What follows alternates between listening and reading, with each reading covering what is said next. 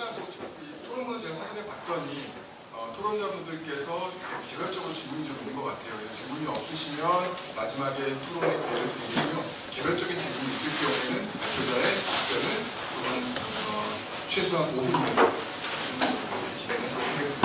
강남희 기자님, 토론 주시고요. 제가 말씀드렸더니 배부장님께서 벌써 양해 말씀을 이렇게 구해주셨네요. 제가 오후에 약속이 있어가지고 미리 먼저 발표드리겠습니다. 저는 박명식이고요. 그래서 5대째, 정확히 얘기하면 한 4.5세대 정도 살고 있습니다. 횟수를 따져보니까는 100년이 좀 110년 정도 이렇게 된 것 같더라고요. 오늘 항상 이렇게 토론을 하다 보면은 결론을 못 마치고 끝내드릴 때가 많았는데요. 결론 먼저 말씀드리고서 한번 시작 한번 해보겠습니다. 조병창은 강제 동원 및 인간차별의 살아있는 증거입니다. 그 평수는 약 115만 평이었고 그 인근, 조병창 인근 39년 조병창이 질 때 그 인근으로 적산 공장 및 주택들이 많이 있습니다. 그것까지 합치면 한 200만 평이 되지 않을까. 그조차도 연구가 안 돼 있습니다. 그 다음에 45년 9월 8일 날 미군이 인천을 통해서 들어오면서 에스캄 시티라는 그 군사 도시가 들어오는데 그것도 약 200만 평 정도로 추정하고 있습니다. 그 에스캄 시티가 생기기 전에 부평공원 같은 경우는 그 우리나라 대표적인 전범 기업인 미쓰비시 중공업이 있던 자리입니다. 지금 뭐만 있습니까? 소유성하고 노동대상만 있습니다. 거기에 건물이 18개가 있었는데 지금 하나도 남아있지 않습니다. 1998년도에 88 병기청이라는 게 있었는데 그 자리를 싹 헐고 2002년도에 부평공원을 만듭니다. 지금 25년 전, 벌써 25년이 됐네요. 25년 됐는데 우리 후세들은 그걸 모르고 있습니다. 하물며 제 자식도 제 부인도 그걸 모르고 있습니다. 뭐가 있었던 자리라는 다 모르고 있습니다. 아이고 소녀상이 있고 노동자상이 있기 때문에 뭐 일본하고 연결된 그런 건물이 아니라 그 당시 그 철거할 때도 저희는 큰 건물 2개를 남겨놓자 상식적으로 하나는 음악홀을, 하나는 미술관을 만들자, 뮤지션 홀을 만들자 이렇게 했는데 어느 날 한 달도 안 돼서 그 얘기 나오지 한 달도 안 돼서 다 풀어버리더라고요. 지금 조병창뿐만 아니라 그 캠프마켓이 아까도 조금 아까 말씀드렸지만 약 한 200만 평이 넘을 것으로 생각하는데 지금 캠프마켓마다 한 14, 5만 평 정도밖에 안 남아 있습니다. 거기에 불과 2년 전만 해도 136개 정도의 조병창 건물하고 캠프마켓 건물이었는데 지금은 한 90개도 안 남았을 겁니다. 정화라는 핑계를 해가지고 한 40여 개 정도를 헐었는데요. 뭐 깨끗한 동네 만들면 좋죠. 근데 살릴 수 있는 방법이 있음에도 불구하고 그것을 철거한다. 그리고 결론을 말씀드리면 이게 있었습니다. 역사 지우기입니다. 역사 지우기. 지금 숲공원 측하고 저희 역사문화 생태공원처럼 많은 그 온라인상에서 다툼이 있었는데 그분들 얘기는 공원을 호수공원을 만들어서 개 산책을 시키고 싶다. 또 하나 단발성 개발 차익을 해서 그런 욕망의 도시를 만들어 보고 싶다. 그 캠프마켓 주위로해서 재개발이 들어갑니다. 이 사람들 제일 싫어하는 당신네는 부동산에 대해서 그렇게 개발 차익을 남기려고 그러는데 그 말을 제일 싫어하더라고요. 제가 오늘 가져온 자료는 참조를 해주시면 되겠는데 여기에는 일제 강점기에 그대로 부평뿐만 아니라 대한민국의 역사 한 남은 데가 조병창이고 캠프마켓입니다. 거기에 보시면 그래도 보시면 시분의 상록수 같은 그런 배경이 가진 데가 또 부평이고요. 그다음 2017년도에 그 발표된 빠찡꾸라는 게 있어요. 그 조선인에 대한 비하와 차별 같은 그런 역사를 가지고 게 이민진 작가가 쓴 건데 그런 역사 부평에 석산이 있습니다. 그 다음에 58년도 에스캄 시티 시절에는 신상옥 감독의 지역화라는 그런 영화 배경이 부평이었습니다. 그걸 보시면 아 부평이 이렇게 이런 도시였구나 보실 수 있는 기회가 될 것입니다. 제가 어렸을 때 1965년경일 겁니다. 65년경 공회당에 그때 공회당이라고 하는 할아버지 무릎팍에서 누워서 자고 있는데 웅성웅성 어른들이 그러더라고요. 미군 철수한다. 아니 그러니까 할아버지가 얘기하시는 게 우리 자식들 일자리는 어떻게 할 것인가. 그게 나온 게 부평 4공단입니다. 그럼 미군 나가더라도 우리 자식들 실업자 만들지 않고 백수 만들지 않고 해서 일자리를 만들어주자. 그게 탄생시라고 부평 4공단입니다. 똑같은 요즘 상황 같은 경우가 또 있었습니다. 25년 전에 아까도 조금 전에 말씀드렸지만 부평공원 22시 제각을 할 때도 그런 지금 상황 같은 게 비슷하게 나왔습니다. 미비어쳐 공원을 만들자, 아파트를 짓자, 기업체를 유치하자 여러 가지가 있었는데요. 우리가 건물을 다 지우고 나니까 그 역사를 잊어버리고 있습니다. 그렇기 때문에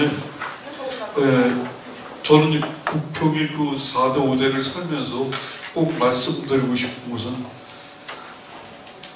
조병창을 이런 밥이다. 조병창은 밥이다. 일자리다라고 이렇게 한번 얘기하고 싶습니다.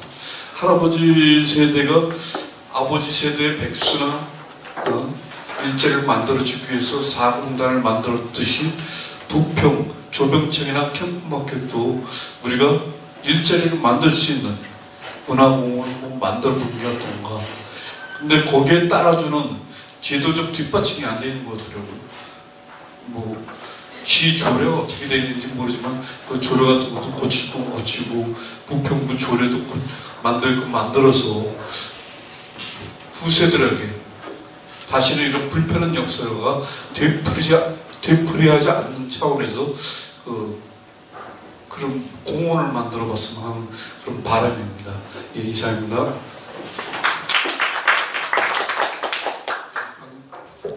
박명식 이사님 감사합니다. 부평 토박이로서 부평에서 사라져가는 어떤 기억들, 본인의 기억과 관련해서 그리고 철거되었던 그런 근대 유산들에 대한 아쉬움을 말씀해 주셨는데 별도의 토론은 필요 없을 것 같다고 생각해서 다음 토론으로 순서대로 이제 제일 첫 번째 토론자이신 부평문화원의 김규혁 팀장님으로 토론을 하도록 하겠습니다.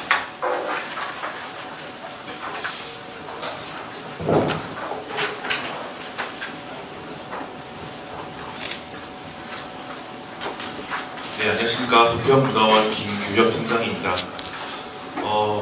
일단은 시간 관계상 좀 짧게 급하게 좀 하겠지만 저 같은 경우는 인천 계양구에서 초등학교, 중학교, 고등학교를 나왔고 현재도 지금 부평에서 부평문화원 근무를 하고 있고 사는 곳은 유치원구에 있습니다.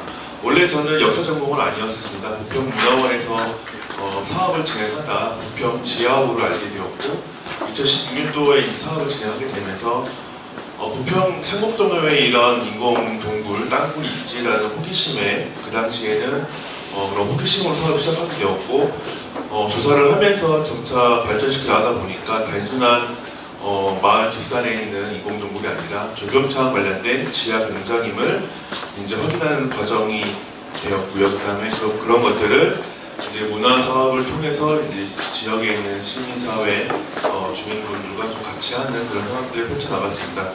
그렇게 하다 보니까 자연스럽게 부평의 역사에 좀 관심이 갖게 되었고 특히나 이제 일제강점기 역사에 관심을 갖게 되었는데요. 일단 오늘 심포지엄에 참석하게 돼서 대단히 영광스럽게 생각하고 있습니다. 부평 같은 경우는 대륙 침략을 위한 그 일제강점기 당시에 제국주의자들이 그 부평을 전진 병창기지로서 이제 계획을 세우고 중일전쟁과 태평전쟁을 같이 하게 되면서 조선인들의 의지와 상관없이 전쟁에 소용돌이에 빠지게 되었습니다. 해서 그 이후부터 부평에 있는 미군기지와 삼복단은 일반 주민들은 들어갈 수 없는 우리 땅이지만 우리가 들어갈 수 없는 땅이 되었고요. 근데 이제 그 미군기지가 반환이 되었죠. 일부 반환이 되었는데 그 반환과 맞물려서 많은 인천 시민, 부평 국민들은 이제 엄청나게 환영을 했습니다. 그래서 이제 그런 뼈아픈 과거를 지나서 바쁜 일상인 현재를 살아가는 이제 우리 사람들에게 어떤 의미가 있는 도심속 공간을 어떻게 이제 만들어 가야 되는지 그런 해답을 찾아가는 여정이 시작되었는데 시작되자마자 지금 1780 같은 그런 문제가 생기게 되었습니다. 이러한 문제들을 어떻게 풀어갈지에 대한 여러 가지 논의나 이런 토의가 진행되지 못한 상태에서 철거가 되어 있는데 좀 안타까운 상황이고요. 제가 사업에서 진행해서 이제 알게 되었던 부평 지하호, 삼복동, 일산동 지역에 27개, 삼복단지 포함해서 이렇게 27개인데 거기가 지금 조병창 지하 공장으로 남아 있고요. 근데 사유지다 보니까 많이 방치가 되어 있습니다. 그리고 조병창 근로자들 살았던 영단주택은 철거를 앞두고 있고요. 청천동에 있는 그 부평 사람들 알고 있는 영화다방이라고 하는 그 근처에는 검정 사택이 최근에 박물관 조사를 통해서 도쿄제가 사택임을 알게 되었고요. 그리고 인천 시민들 다 알고 있는 인천가족공원이 과거에는 조병창 회계 분산 창고 지대였다가 해방 이후에는 영풍광업이라는 그런 광업소가 이제 들어서게 되면서 은광 지역이 됐다가 지금 이제 공동묘지가 되어 있는 장소도 있습니다. 그리고 부평공원 같은 경우는 지금 아시는 것처럼 두 개의 상, 소녀상과 노동타상이 있는데 그 나름대로는 이제 전국에서 최초로 만들어진 곳이라고 합니다. 근데 이러한 것들이 동상만 덩그러니 있다 보니까 실제 현장에서는 이곳이 관련된 미쓰비시 제강소였다는 것도 전혀 알 수 있는 그런 흔적은 없고요. 어쨌든 이렇게 부평에 남아있는 일제 조병창의 흔적들은 되게 파편화돼서 세월 속에 묻혀버렸습니다. 그리고 우리가 미처 알지도 못하는 사이에 그런 흔적들은 서서히 사라져가고 있습니다. 그리고 저희 문화이나 박물관에서 만들어진 그런 자료집 외에는 확인할 수 있는 것이 점점 사라지고 있고 지금 그나마 남아있는 미쓰비시 주사택 같은 경우가 이제 최근에 국가 등록문화재가 된다고 이런 얘기가 되어 있습니다. 이제 발표자분들께 몇 가지 질문을 드리고자 합니다. 정혜경 선생님께서 말씀하셨던 이제 국내 아시아태평양지대 유적에 대해서 많이 조사를 해주셨는데요. 그 노고에 대해 경의를 표하고요. 지금 부평만이 갖고 있는 유일한 특징이 조병창입니다. 근데 어떠한 사람들은 조병창에 대한 어떤 내용을 잘 모르시는 분이 많으신 것 같아서 다시 한번 짚고 넘어갈 필요가 있다고 생각을 해서 그 당시에 조병창이 조선에게는 어떠한 의미가 있는지 그리고 현재 부평에 있는 조병창 유적을 개별 건물 단위가 아니라 전체를 바라보았을 때 부평과 인천의 지역사회는 물론 국가적인 차원에서 어떻게 다뤄야 되는지 그 의견을 듣고 싶습니다. 두 번째로는 고병 의원님께 질문을 드리겠는데요. 그 영국의 사례, 아까 잉글리시 파트너십이 이제 진행이 되었다고 하셨는데 2023년 현재 우리나라에서는 그와 비슷한 사례가 없었는지 그리고 앞으로 그런 사례를 우리가 한다고 하면 어떤 예상 걸림돌이 있는지 궁금합니다.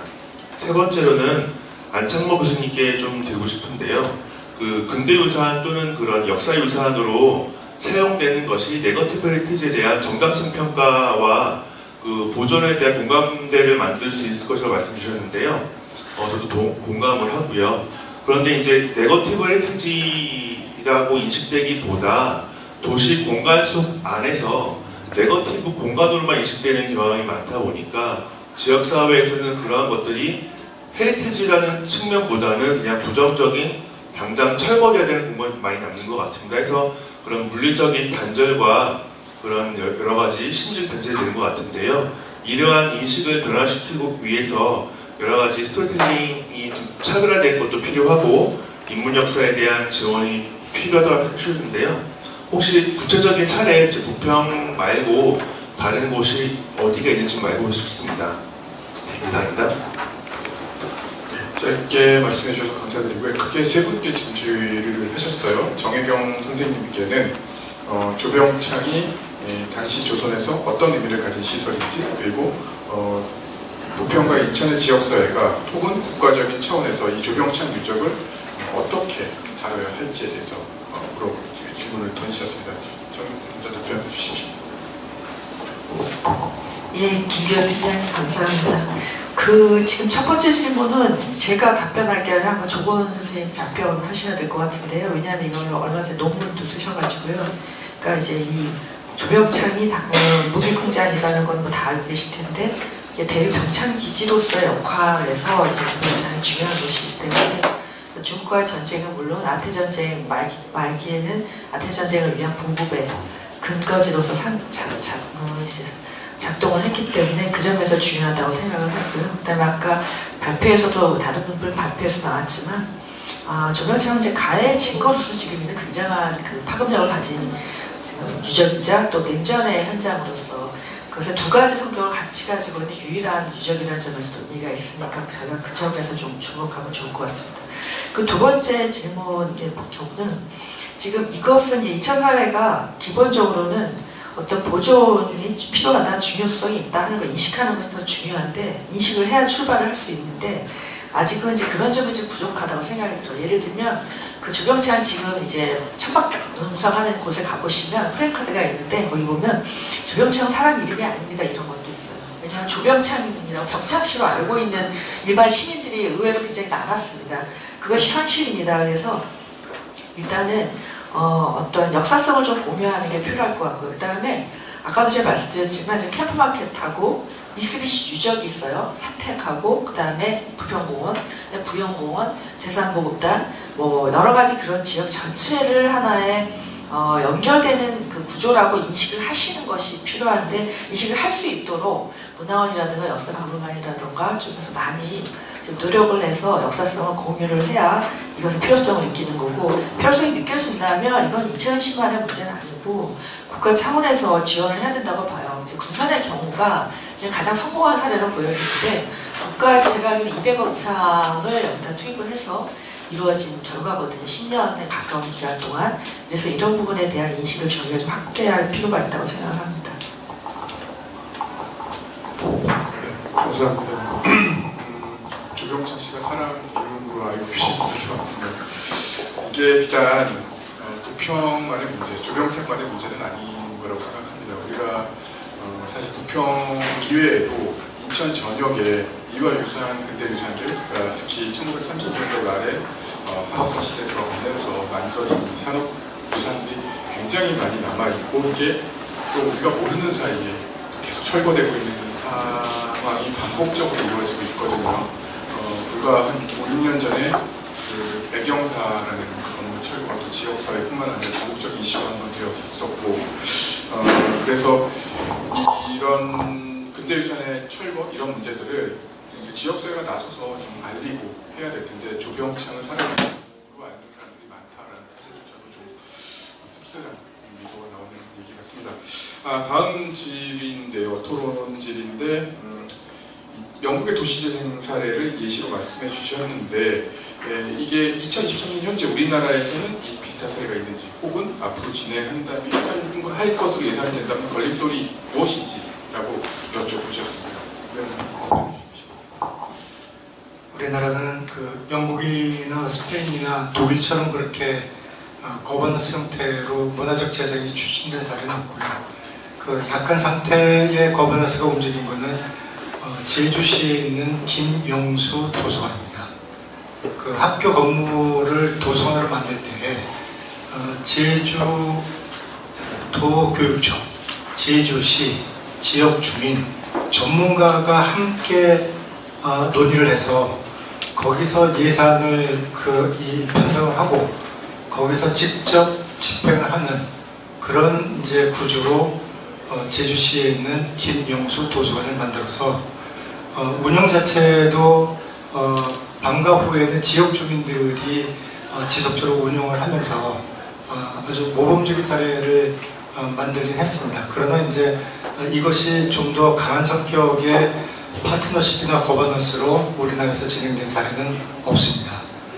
스페인은 스페인 이 빌바오 구겐하임 미술관이 이쪽 빌바오 도시 전체를 살릴 때 당시에 1991년도에 빌바오 메트로폴리 30이라는 관련된 위원회가 구성이 됐습니다. 대략 한 800명 정도의 전문가들이 구성이 돼서 1년 동안 논의해서 기본 원칙을 세우고 그 기본 원칙에서 실행 계획을 빌바오 리아 2000이라는 어떤 공공성을 갖고 있는 기관이 위원회와 함께 전문가와 함께 해서 지금의 빌바오를 만들어 나갔습니다. 근데 이 두 조직이 1990년대 초반에 만들었던 조직이 아직도 존재하고 아직도 그 일을 하고 있습니다. 우리나라는 그 행정 문화를 보게 되면 자기 권한을 남한테 주는 것을 되게 싫어해요. 그러니까 다른 과가 자기 과에 관여하는 것도 되게 싫어할 뿐더러 내 권한을 민간한테 준다든지 민간이 이렇게 저렇게 한다는 것을 내가 수용한다든지 하는 그런 문화가 공무원들한테 익숙지가 않아서 이게 과연 될까라는 생각이 드는데 유엔에서 이런 얘기를 합니다. 거버넌스 체계를 체계를 구축해서 운영할 수 있는 것은 자치단체장의 역량이다. 근데 그것은 우리한테 좀 거리가 멀죠. 그러니까 결국 이 거버넌스나 파트너십은 행정력하고 예산 집행권을 권한을 일부 위임받아서 직접 하는 건데 과연 그게 되겠느냐. 제가 캠프마켓 관련돼서 도중사 본부장, 재생본부장으로 있을 때 재산보급단, 캠프마켓, 지금 부평 백마장에는 1113 공병대를 3개를 묶어서 사업단을 만들자고 했어요. 공기업, 인천시, 민간 전문가, 시민들. 그렇게 제안을 했었고 그 뒤에도 또 한 번 다른 제안이 들어왔었는데 그거를 인천시에서는 채택을 안 합니다. 그래서 과연 이게 이제 될까라는 생각이 드는데 우선은 부산 하야리아는 실패한 이제 그 미군 반환 그 공유구역 재생 사업이죠. 그 외국 사람들에다가 아까 그 교수님도 말씀해 주셨지만 우리 특성도 모르고 이상한 공원 하나 만들어 놓고 행정적으로 그걸 풀어나가는 일을 했기 때문에 저는 이제 적어도 부평 캠프마켓이라는 조경창의 근대 역사 자원이 있는, 역사 유산이 있는 이곳은 공무원한테 맡기지 않고 유럽처럼 새로운 추진 체계를 만들 수 있도록 해야 된다고 봅니다. 그래서 제가 계속 주장을 하고 있고요. 어떻게든 그걸 좀 만들어내고 싶어요. 그래서 지금까지 부평이 근대 문화유산을 다루면서 기술철거를 한다든지 이상하게 했던 것들에 대한 어떤 그 실추된 이미지를 부평 캠프마켓 조경창을 문화적으로 재생하면서 보다 앞서가는 효과적인 추진 체계와 또 합의적인 어떤 그 이 원칙 하에서 멋있는 일을 좀 했으면 좋겠습니다. 이게 제 바람입니다. 네, 감사합니다. 가능할까요? 네, 저도 인천광역시 공무원 시립공무원 일하고 있기 때문에 저도 일을 하면서 부딪히는 벽이 너무나 많다고 생각이 드는데 민간에서 오죽하겠습니까? 민간에서 오죽. 이프트 치는 게 정말 많을 텐데요.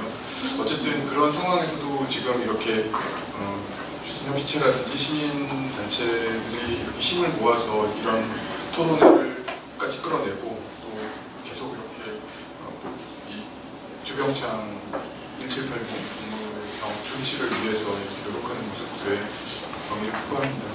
다음에 그 안창모 교수님께는 아마도 그 말씀하셨던 내용 중에 그 근대 유산이라고 하셨죠. 근대 유산의 인식 변화를 위해서 일반적인 스토리텔링이 아닌 인문 역사에 대한 지원이 필요하다라고 말씀하셨는데 이 구체적인 사례가 혹시 있는지 이 질의가 들어왔습니다. 네, 제가 비교적 잘 아는 분야 부분으로 말씀을 드리면은 혹시 여기 계신 분들이 그 고종이나 대한제국에 대해서 여기 계신 분들 얼마나 긍정적인 생각을 하고 계실까요? 대부분 특별히 관심을 가졌던 분이 아니면은 굉장히 부정적인 생각을 가지고 계실 겁니다. 근데 사실 대한제국 역사는 일본에 의해서 지워진 역사의 성격이 굉장히 강하거든요. 근데 그러한 역사의 가장 중심이 사실 덕수궁이죠. 덕수궁을 우리가 다른 궁궐과 동등하게 대해본 적이 별로 없을 겁니다. 그리고 그 안에 있는 석조존이 이게 건물은 멋있는데 외세 침탈의 상징이라고 생각하셨던 분들 훨씬 많으실 거예요. 그런데 지금은 궁궐 빌라잡이 교육을 제가 한 10여 년 동안 계속 해오고 있는데 궁궐 빌라잡이들이 가장 빌라잡이 하고 싶어하는 궁궐이 돼 있습니다. 지금. 그 사이에 있었던 변화 중에 하나는 저는 개인적으로는 90년대 초에 그 서울대학교 국사학과의 이태준 교수가 고종시대의 재조명이라는 책을 쓰면서 고종에 대한 재평가, 무능한 군주가 아니라 근대 군주로서의 고종에 대한 책을 쓴 걸 보고 제가 굉장히 충격을 받았었고요. 그것이 제가 근대사 공부하는데 굉장히 큰 영향을 미쳤고 2009년에 제가 덕수궁, 시대의 운명을 안고 제국의 중심에 서다라는 책을 쓴 적이 있습니다. 그 이후로 제가 덕수궁과 정동에 관해서 그 전과는 굉장히 다른 해석을 내놓았던 것으로 기억이 나고요. 그리고 문화해설사 강좌를 계속하면서 아마 많은 문화해설사들이 덕수궁과 정동에 대한 생각이 바뀌었고 고종에 대해서 정당한 평가를 하게 됐다고 생각을 합니다. 그래서 그러면서 지금은 그 문화해설사들이 가장 하고 싶어하는 문화해설의 공간이 됐던 얘기는 이제 덕수궁을 이렇게 우리가 잘못 알고 있어서는 안 되겠구나라는 생각을 한다라는 거죠. 그리고 그 문화해설사들이 수많은 사람들한테 이제 대한제국의 역사와 고종에 대한 얘기를 하고 있기 때문에 그런 부분들 같은 경우가 대표적으로 역사와 건축이 좀 서로 결합된 상황이라고 생각합니다.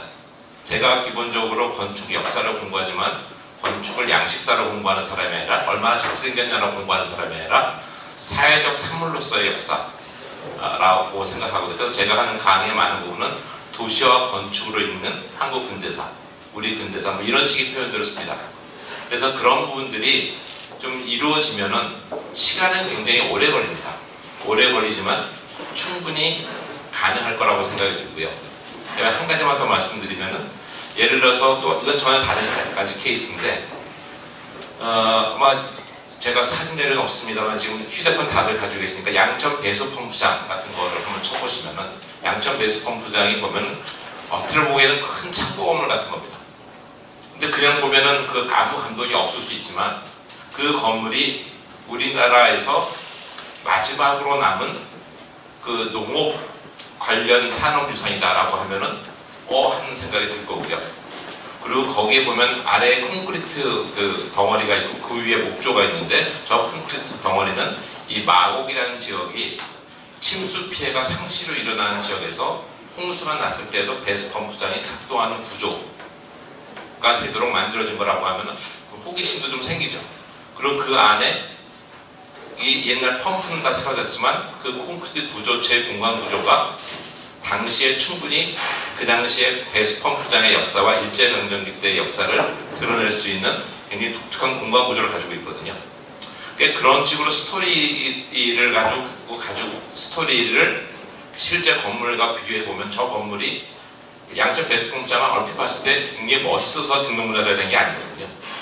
이게 서울에서 근데 아주 흥미롭게도 서울에서 마지막 그 농사 짓는 현장이었는데 전국 호남평야나 김제평야나 어디 김해평야에도 없는 농업 관련 시설, 일제강점기 시설이 서울에서 마곡지구에 남아있었다는 것만으로도 굉장히 호기심을 자극할 만하죠. 그리고 그것이 남아있었기 때문에 마곡지구를 개발했을 때 그 건물을 중심으로 그 제 공원이 형성될 수 있었고, 나중에는 거기에 서울 수목원이 만들어질 수도 있었고요. 그래서 사실은 보면 그런 두 번째 예 같은 경우는 굉장히 평범한 창고처럼 보이는 건물이 스토리텔링을 갖고 사람들한테 어필할 때 그것이 만들어낸 결과는 훨씬 더 큰, 그게 결국은 수목원을 낳았으니까요. 그래서 그렇지 않았으면은 아마 현상 설계에서 그 자리에 공원이 들어가지 못했을 거거든요. 그런 것들이 차곡차곡 쌓이고 긍정적인 효과를 쌓아나가면은 아마 그런 질문하신 내용에 대한 사례들을 우리 훨씬 더 많이 만들어낼 수 있지 않을까 하는 생각을 해봅니다. 네, 감사합니다. 그 근대 유산의 활용 부분에 대해서는 너무 말씀하신 대로는 초편인류적으로 이렇게 활용이 되고 있어요. 카페라든지 혹은 박물관이라든지 예전 건물 활용해서 그냥 박물관으로 어떤 의미의 박물관을 둔다든지 이런 것들이 너무나 주변에서 특히 2000년대 그런 행위들이 많이 이루어지고 있기 때문에 거기에 대한 경종을 올려주시는 그런 내용이었던 것 같습니다. 자, 네, 그러면 다음 토론자 김정아 부평역사박물관 총괄팀장님의 토론을 이어서 듣도록 하겠습니다. 네, 안녕하십니까. 저는 부평역사박물관에서 일하고 있는 김정아라고 합니다. 저는 간단하게 두 가지 정도를 조금 여쭤보고 싶은데요. 하나는 이 조병창의 어떤 보존과 활용에 있어서 활용을 중심으로 요 갈등 구조, 인천시와 국방부 그리고 시민사회 요 사이에서 문화재청의 역할에 대한 그걸 한번 여쭤보고 싶었습니다.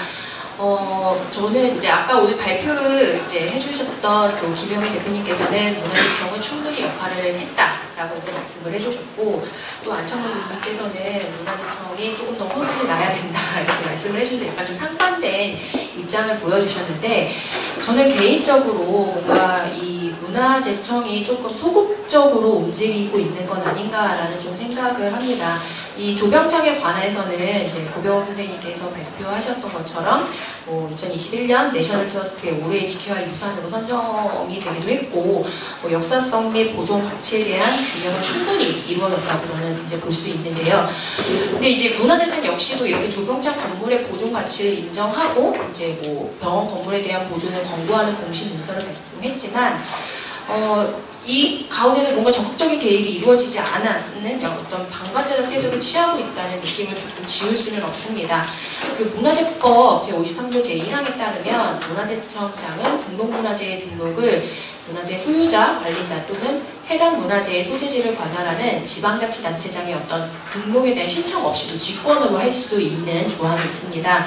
물론 문화재청 입장에서는 이제 갈등 대상자 간의 원만한 해결을 이제 바라면서 직권 등록을 어쩌면 최후의 수단 혹은 영원히 꺼내지 않을 카드로 이제 남겨두겠지만, 어찌되었든 이런 역사적, 오늘 이제 심포지엄 제목인 일제 육군조병창 유적의 역사적 가치와 활용 방안이 실현되기 위해서는 어찌되었든 문화재청의 적극적인 개입이 필요하고, 지금처럼 계속 어떤 방법이 반복되는 이런 상황에서 문화재보호법에서 규정하고 있는 문화재청장의 직권 등록이 이루어져야 할 시점이 아닌가라는 생각을 해서 사실은 이렇게 토론문을 적었는데, 아까 안창범 교수님께서 발표 말미에 문화재청의 역할이라든가 어떤 문화재청이 지금 어떤 지위나 어떤 한계 이런 거를 말씀을 해주셔서 사실은 그걸로 이제 답변이 좀 답변을 참을 수는 있을 것 같습니다. 다만 조금 더 여쭤보고 싶은 건, 문화재보호법에서 이렇게 규정하고 있는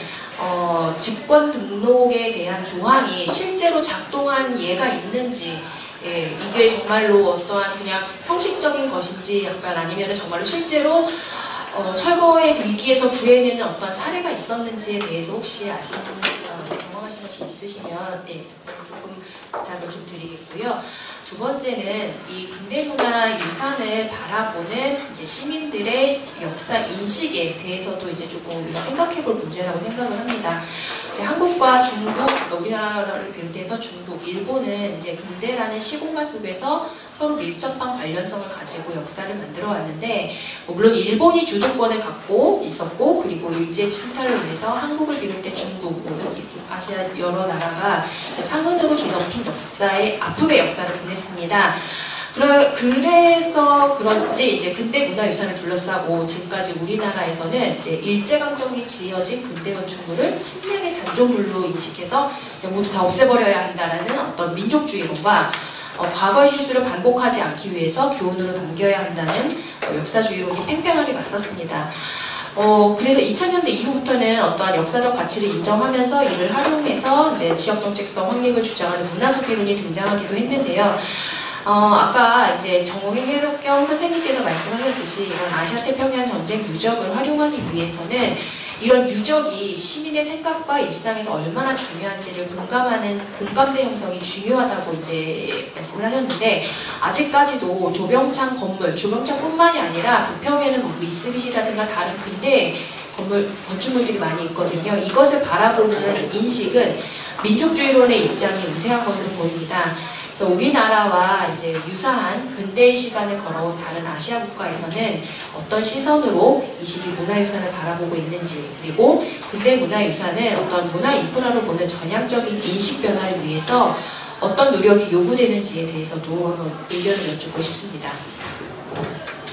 예, 두 개의 질의를 하셨는데 먼저 첫 번째 질의는 문화재 보호법에서 규정하고 있는 문화재 청장의 직권 등록 조항이 실제로 작동한 사례가 있는지에 대한 질문이신 것 같고요. 이거는 아마도 안창모 교수님께서 해주셔야 될 것 같습니다.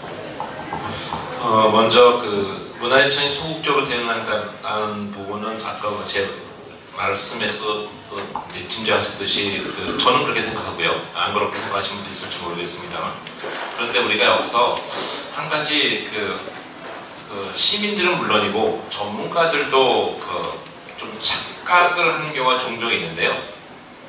등록문화재 제도는요. 이게 무슨 데에 들리실지 모르겠는데 보존 의지가 없는 문화재 보호제도입니다. 이해가 되시나요? 이건 소유자들의 보존 의지를 격려하는 제도지 강제하는 제도가 아니에요. 그래서 훼손해도 형사처벌을 받지 않습니다. 그리고 이것은 기본적으로 소유자의 동의를 전제로 합니다.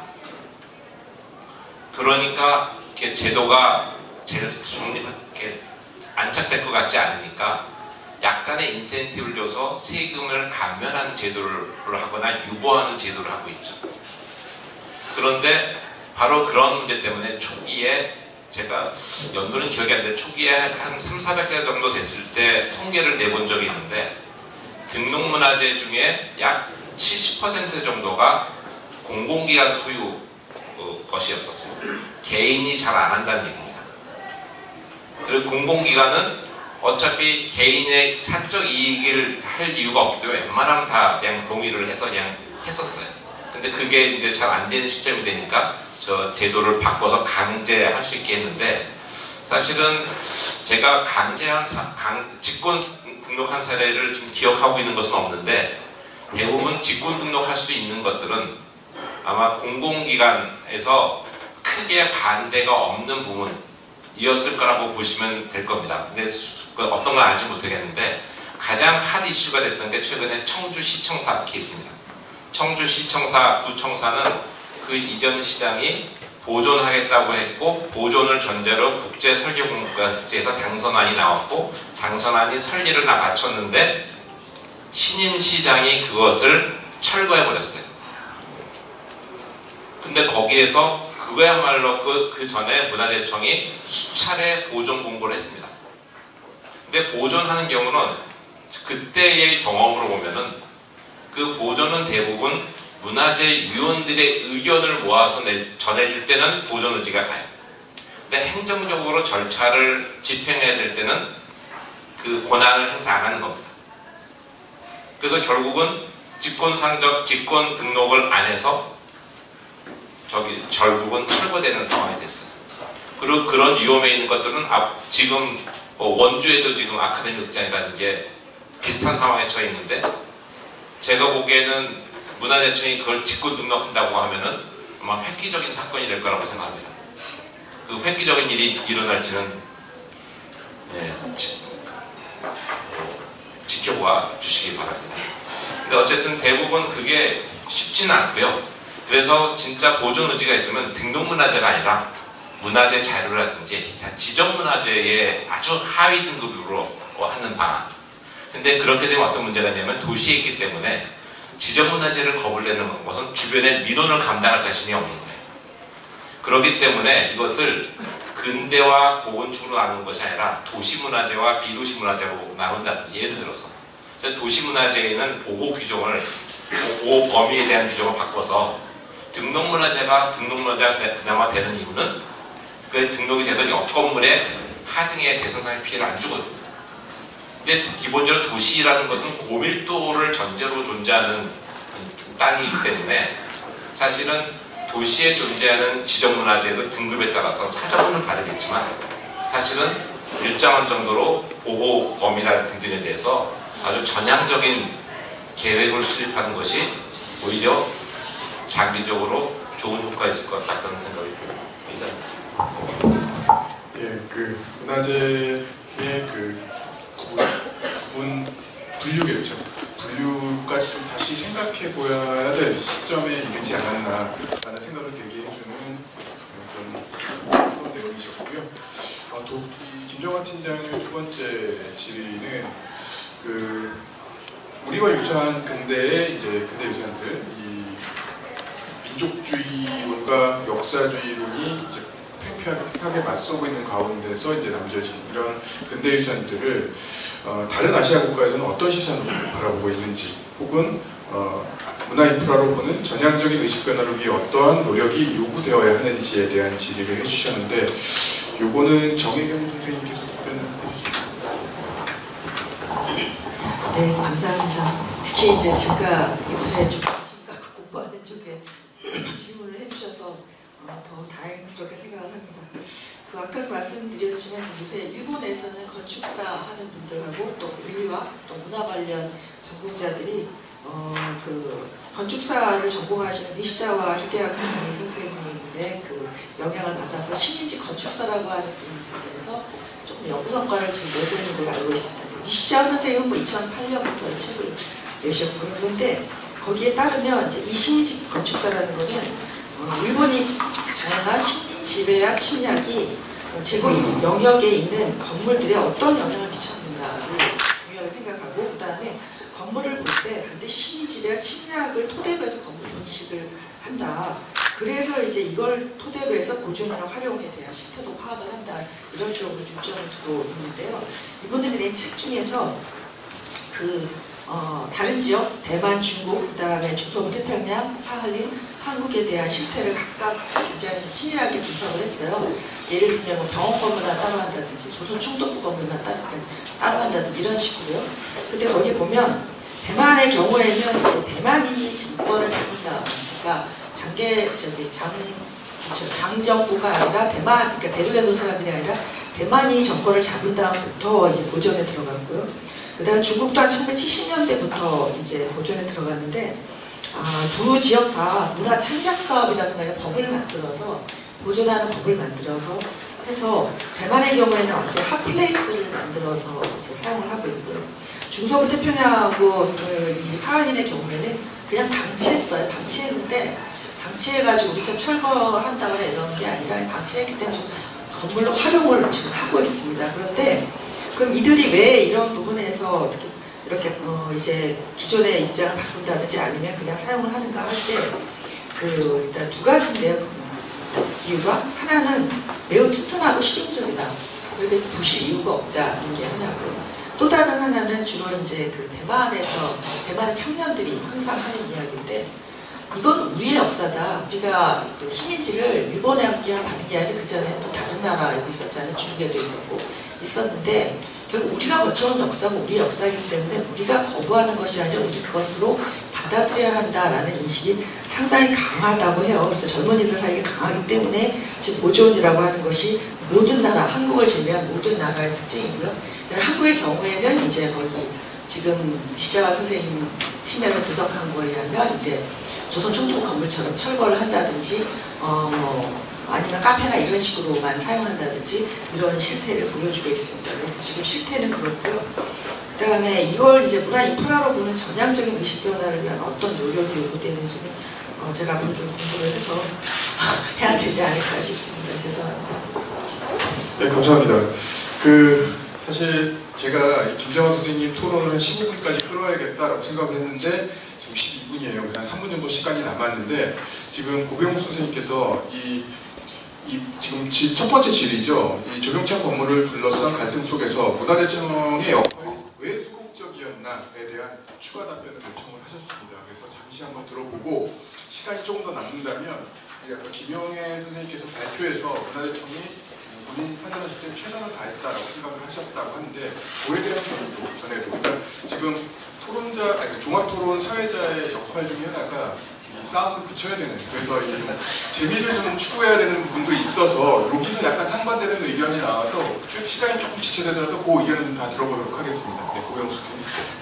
조경찬 병원 건물의 존치 철거에 대한 잣대는 캠프노켓 D구역에 있는 30여 개 건물에 그대로 적용이 됩니다. 그래서 저희가 지금 국방부 문화재청 인천시가 갖고 있는 기본 입장을 충분히 이해를 하고 있어야 D구역에서 또 다른 어떤 오진, 오류 이걸 이제 막을 수가 있습니다. 우선 문화재청은 조경찬 병원 건물을 존치하기 위해서 많은 고생을 하고 노력을 했어요. 그래서 인천시에 공문을 보내서 일단 보존 권고도 했었고 심지어는 아까 말씀드린 대로 아빈말뚝 공법으로 약 5억 정도면 건물을 존치하면서 완전한 토양 오염 정화를 할 수 있지 않느냐라고 기술적인 내용을 또 공문까지 보냈습니다. 근데 인천시가 이걸 어떻게 다뤘냐면요. 우선은 지금 아빈말뚝 공법으로 오염 토양을 정화하려면 토양 오염 정화 명령 기간에 할 수가 없는데 네가 책임질 거냐 이렇게 나옵니다. 근데 여기는 아까 말씀드린 위해성 평가가 있어요. 이거 환경부의 위해성 평가 들어가면 기간 연장은 그렇게 어렵지 않습니다. 정화에 대한 기술 방법은 논란이 될 수가 있지만 특히 이렇게 굴착 정화에 대한 기간 연장은 그렇게 어렵지 않은데 이거를 전달을 안 하거나 이것이 잘 안 될 거라고 문화재청에 얘기를 했을 겁니다. 그러니까 문화재청은 건물 존치를 원하지만 기간 내에 너희들이 얘기한 아빈말뚝 공법을 할 수가 없다. 이게 이제 첫 번째고요. 두 번째는 인천시가 이건 뭐 한 몇십억 들어갈 텐데 그러면 문화재청이 돈 댈래? 문화재청 돈 못 댑니다. 기재부에서 돈 받을 방법이 없어요. 이게 문화재청은 등록문화재가 아닌 경우는 권고밖에 안 되기 때문에 우리가 인천시에 이렇게 보조를 공고했는데 기재부 가서 조경찬 병원 건물 살려야 되니 근대 문화유산이니 우리 30억만 주세요. 기재부가 돈 주겠습니까? 안 줍니다. 그럼 문화재청은 우선 법적 기한 내에 정화도 못한다고 하고 인천시가 돈 대라. 이거 감당이 안 됩니다.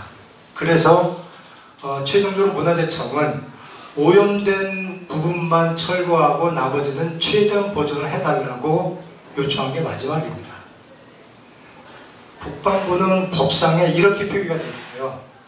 미군 반환 공여 구역 내 지상물, 지하물, 건축물은 모두 철거하고 토양 오염을 정한다. 굴착 정화라니까 제일 싸고 제일 빠른 기간 내에 할 수 있는 것을.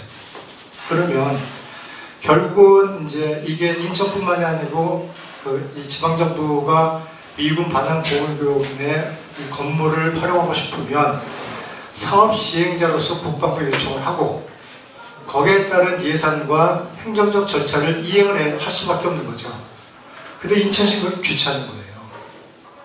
그러니까 국방부가 갖고 있는 철거 후 오염 토양을 구축해서 정화하는 걸로 그냥 가버린 겁니다. 거기에 명분을 시민 여론이 얘기해서 예산이 들어가서 기간이 부족해서라는 거짓과 조작을 해서 이렇게 만들어버린 거거든요. 그러니까 문화재청과 국방부는 할 일을 다 했어요. 인천시가 자기가 할 일을 회피한 걸 보시면 됩니다. 이게 캠프마켓 D구역에서 똑같이 벌어질 겁니다.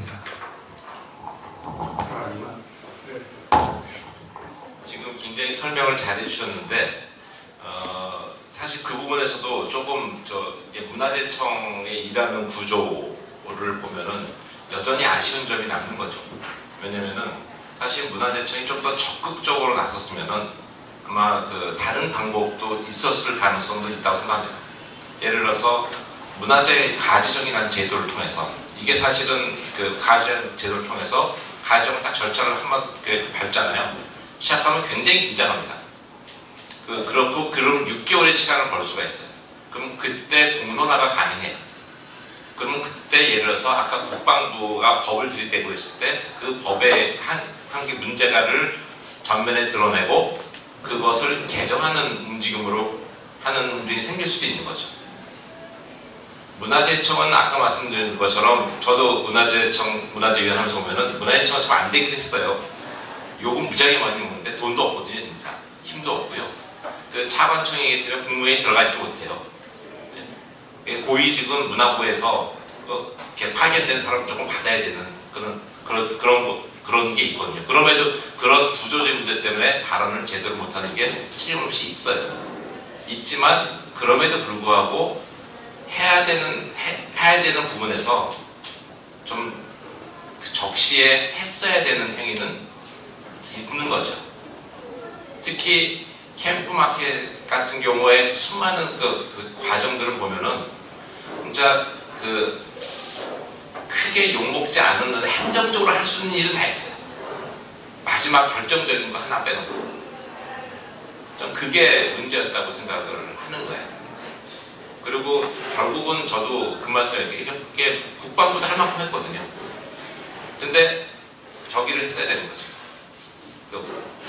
법에 문제가 있는 거죠. 근데 사실 뒤집히는 것은 결과적으로는 결국 지방자치에서 지방자치자체장이 바꾸면은 그 방을 그걸 제어하기 위해서 청이 움직일 수 있는 카드가 있었다는 거죠. 근데 그걸 안 쓴 거예요. 지자체장은 그리고 초기에는 환경주의, 토양 오염에 대한 과도한 그 시민사회의 지지를 바탕으로 그렇게 된 거고요. 제가 보기에는. 어쨌든 굉장히 어려운 데인데 결과적으로는 지금의 교훈이 그 다음번에 어떠한 형태로든 살아있도록 하는 노력이 굉장히 필요할 것 같다는 생각이 듭니다. 김영애 선생님께 시민사회 입장에서 문화재청의 역할을 어떻게 바라보았는지에 대해서 한번 들어보도록 하겠습니다. 예, 그 반대되는 의견을 말씀하시라는 걸 이해하고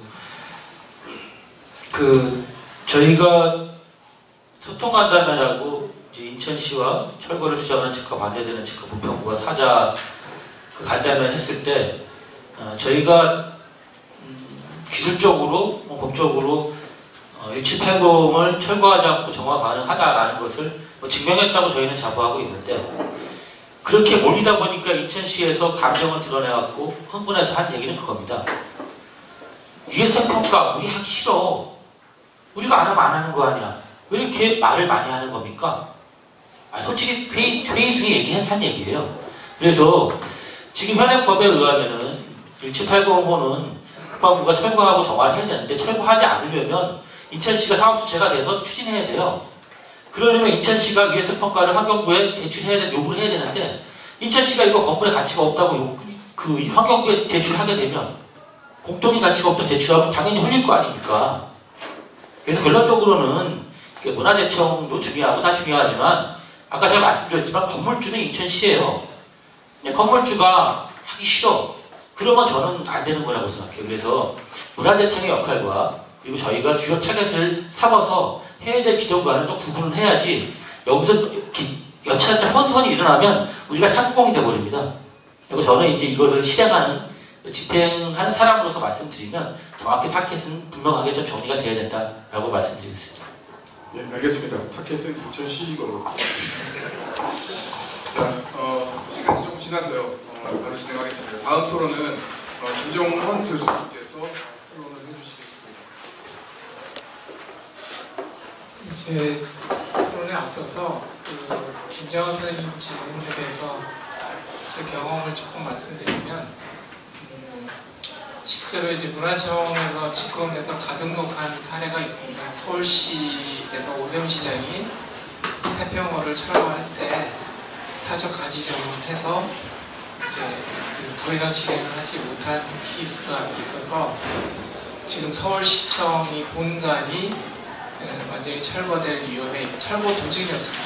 도중에 이제 그 사적 가지점을 해서 지금 그 서울 도서관으로 사용되는 건물이 지켜질 수가 있었고, 그다음에 대전에 뼈적집이라고 하는 집이 있습니다. 그래서 이 집은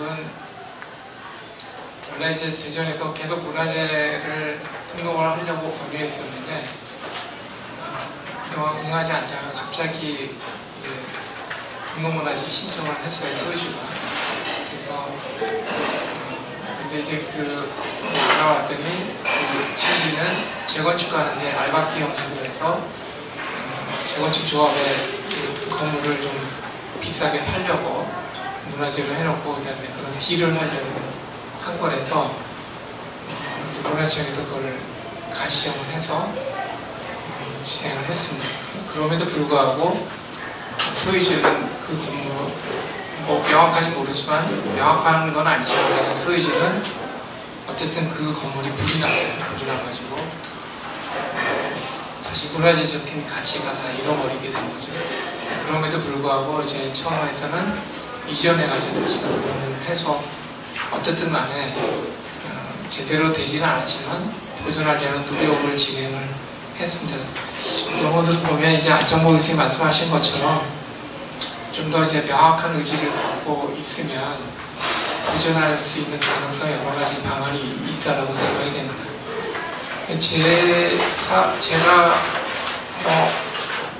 제가 참여하고 제가 했던 것도 좀 도움이 될지 모르겠는데, 제가 2002년도에 미 대사관 직원 숙소 지표전을 했는데 그 영역이 굉장히 전문가들이 굉장히 어려웠어요. 뭐냐면 그 미국 국무부에서 추진하고 있었고, 그다음에 그래서 미국의 힘이 굉장히 강력하잖아요. 그래서 이 대사관 직원 숙소를 지으려고 했는데 그 영역이 선원전 영역인 것을 제가 처음으로 밝혀냈습니다. 매핑을 해서 결국 어지른 부신 곳이라고 하는 것을 지도를 매핑해서 정확하게 찾아내면서 그 영역을 이 대사관 직원 숙소가 아닌 거를 문화재위원회에서 할 수 있는 명문을 만들어 드렸어요. 그래서 문화재위원회에서 거기에 이 대사관 직원 숙소를 짓지 못하게 했습니다. 그래서 지금 부분 복원이 지금 진행되고 있고, 또 지금 이제 국립현대미술관 서울 간 경우도 군체부나 아니면 그 국립현대미술관이 철거를 하려고 했었는데 그 자료를 국가기록원에서 찾아서 그 건물이 우리나라 모더니즘을 추구하는 아주 중요한 건물이다라고 하는 건 이론적으로 밝혀내면서 이것 자체가 현대미술관의 중요한 재단이 된다라고 하는 걸 설득을 해서 그 건물이 살아나게 됩니다. 그래서 저는 이제 여러 시민단체나 여러 선생님들이 정말 다른 데보다 훨씬 더 열심히 하시는 거를 보면서 존경스러운 마음이 드는데, 근데 이제 문제는 저는 이게 이제 아까도 말씀하셨지만 부평의 실체가 조경청이다. 이건 부평에서 가장 중요한 건물이 조경청이다. 이렇게 말씀하셨는데 저는 그거 가지고는 좀 부족하다고 생각이 됩니다. 그래서 좀 더 이게 보존이 돼서 실제적인 가치를 어떻게 확보할 수 있을 것인가에 대한 뚜렷한 비전을 시민단체의 전문가들이 제시를 해야지 이 의미가 있고 역사적인 의미가 있으니까 이건 보존이 돼야 된다.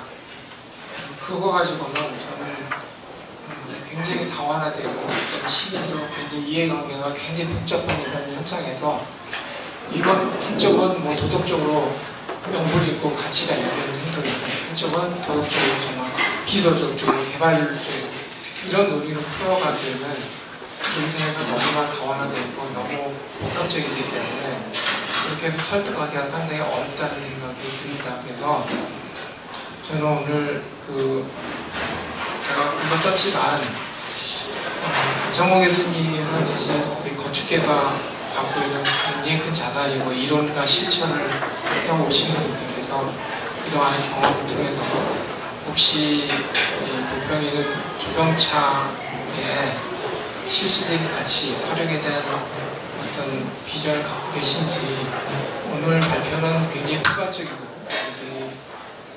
지금까지 어떤 현대 건축을 보존하는 것에 대한 시각에 대한 시선을 좀 넓게 확장을 시켜주셨는데, 오늘 주제가 조병창이니까 이거에 대한 어떤 그동안의 생각들,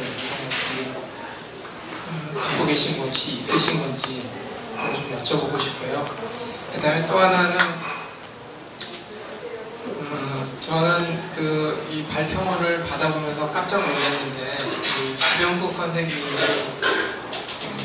오진에 의한 잘못된 처방이라고 하는 용지가 저는 굉장히 많이 크게 와닿거든요. 근데 실제로 제가 이제 문화재 현장에 조사를 하면서 얼마 전에 캐트킵이 완전히 철거가 됐는데, 거기서도 환경을 주장하는 사람들이 이거는 환경을 보존해야 되기 때문에 오염을 정화시켜야 하기 때문에 이거는 철거해야 된다라고 주장을 해서, 저희는 건물 보존 존치하고 할 수 있지 않느냐 이렇게 주장을 했는데 잘 통하지가 않았어요. 그런데 이 정확하게 오진이고 잘못된 처방이라고 하는 발표를 해주셔서 조금 더 이렇게 저로서 굉장히 큰 배움이 있었고, 네, 저는 이제 환경을 주장하는 분들한테 똑같이 저희는 이제 문화재를 보존해야 된다고 주장하고 이분들은 환경을 보존해야 된다고 생각하는데, 저는 그분들한테 하고 싶은 말씀이, 자연유산만 환경이냐,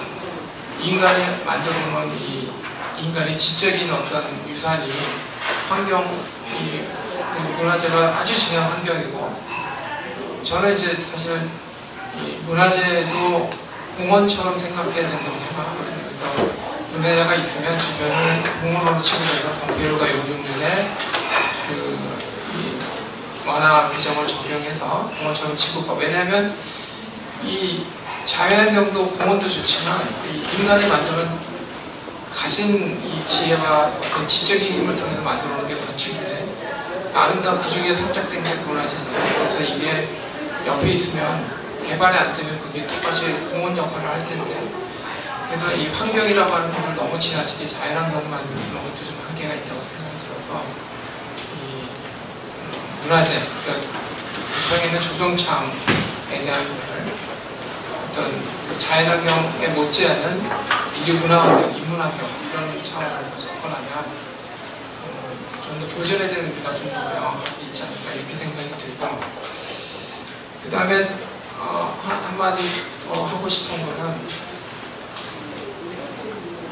보존을 주장하는 문지는 이전에 개발 위주의 시대였을 때 이것만은 보존이 돼야 된다, 아무리 개발이 되더라도 이것만은 보존이 돼야 된다라고 하는 개념으로 건물을 보존을 해왔어요. 문화재보호법이나 이런 것들이. 근데 저는 철학이 좀 바뀌어서 이제는 이것을 중심으로 해서, 문화재를 중심으로 해서 문화재적인 가치를 지니고 있는 건물을 중심으로 해서 개발을 같이 풀어나가면 좋겠다는 생각을 해요. 그래서 부평에 있는 조병창 자체가, 그러니까 보존해야 된다, 아니면 이걸 철거해야 된다 이런 싸움으로 가기보다는 이걸 보존하면서 주변을 어떻게 부평이 갖고 있는 역사성과 그 다음에 개발에 대한 미래에 대한 가치를 어떻게 담아낼 것인가, 이런 방향으로 가야지 이분법적으로 이거는 보존해야 된다, 이건 철거해야 된다, 철거해만이 이게 살 길이다 이렇게 가서는 안 된다고 생각합니다. 그래서 1차적으로 그런 점에서 이제 그렇게 저는 생각해야지 방향성도 좀 더 뚜렷해지고, 그 다음에 한쪽으로 이게 원제가 인천이다, 원제가 문화재청이다 이렇게 하기보다는 좀 합리적인 방안을 찾을 수 있는 방안이 모색될 수 있지 않을까 이렇게 생각합니다. 질문이 저는 이제 안창록 교수님께 혹시 조병창에 대해서 구체적인 활용 방안이나 그동안 생각하신 어떤 구체적인 내용이 있으신지를 좀 궁금하고요. 그 다음에 오병국 선생님한테는 앞으로 향후에 이게 이렇게 오진이고 처방이 잘못됐는데 계속 그렇게 주장을 하고 있는 상태에서 이거를 해결할 수 있는 어떤 다음에 어떤 차선이 무엇인지 준비하고 있는 것이 무엇인지 저도 또 준비를 해야 되기 때문에 좀 여쭤보시죠.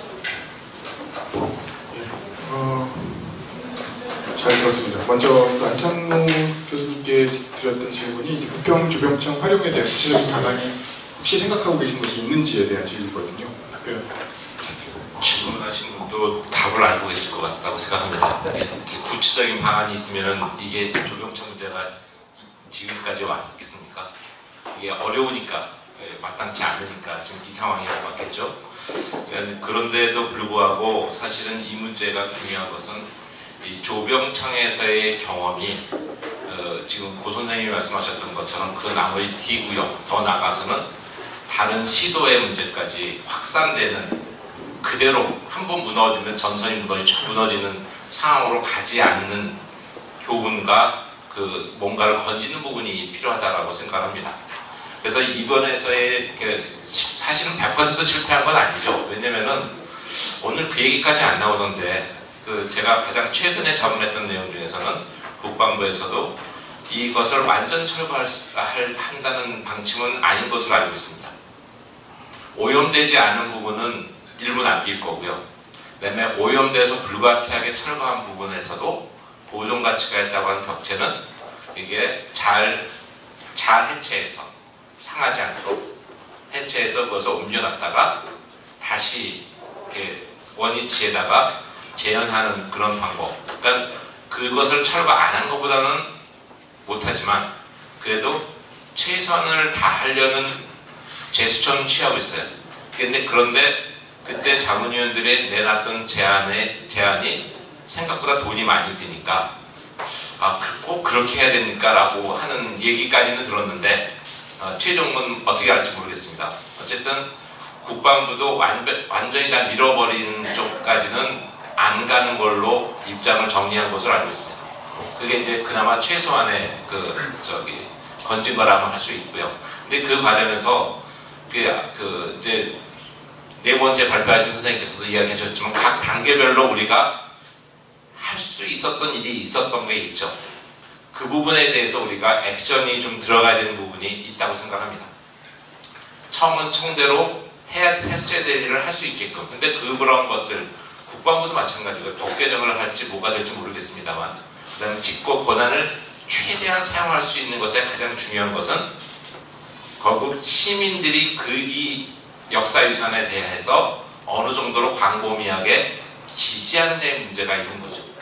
그러니까 이 부분을 시민들을 설득해내지 못하면 결국 표를 먹고 사는 정치인들이나 정치인들에 의해서 움직이는 공무원 조직이 절대로 안 움직이죠.